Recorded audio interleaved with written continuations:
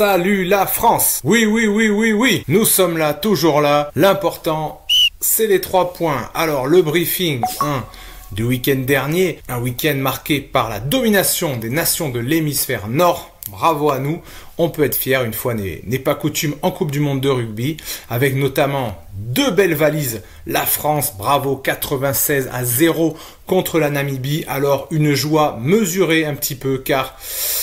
comme dit la phrase philosophique de Céline Dion, hein, on n'est pas sur France Culture. Là. Eh oui, belle victoire, mais on perd notre phare, notre joueur majeur. Pour combien de temps? Je ne sais pas. J'ai un petit peu peur que ce soit un petit peu politique tout ça, en mode c'est pas très grave, regardez quand même, il va peut-être revenir, alors que c'est quand même une blessure assez lourde. Enfin, keep face. Deuxième valise pour les Anglais, 71-0 contre le Chili. Ensuite, 2 gros coups de force des nations de l'hémisphère nord avec l'Irlande qui a battu l'Afrique du Sud, 2 des favoris de cette compétition, 13-8, un match très intense. Et ils ont montré qu'ils sont en effet un grand favori de cette Coupe du Monde.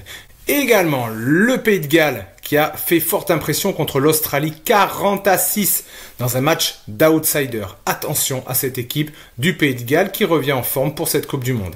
Alors, le week-end prochain, j'ai retenu 2 matchs à suivre. Vendredi soir à 21 h, on peut dire que c'est un 8e de finale entre la Nouvelle-Zélande et l'Italie. Cela peut paraître déséquilibré, mais attention, l'Italie n'a rien à perdre et la Nouvelle-Zélande peut douter.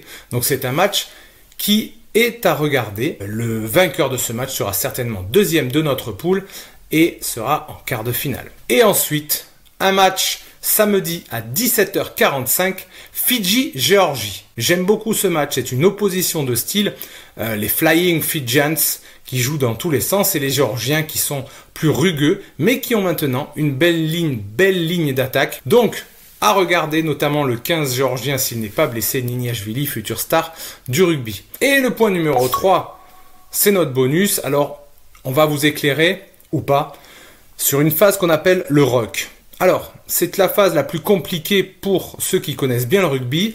Pour ceux qui le connaissent moins, on va faire très simple. Si vous voyez plein de mecs par terre et que la première réaction que vous avez c'est n'importe quoi tout ça, et que la personne qui croit s'y connaître à côté de vous est en train de dire « Mais c'est n'importe quoi, monsieur l'arbitre !»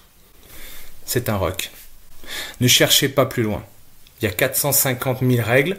Chaque joueur a ses droits et ses devoirs.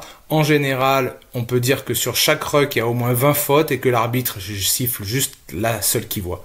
Voilà. Allez, à la semaine prochaine.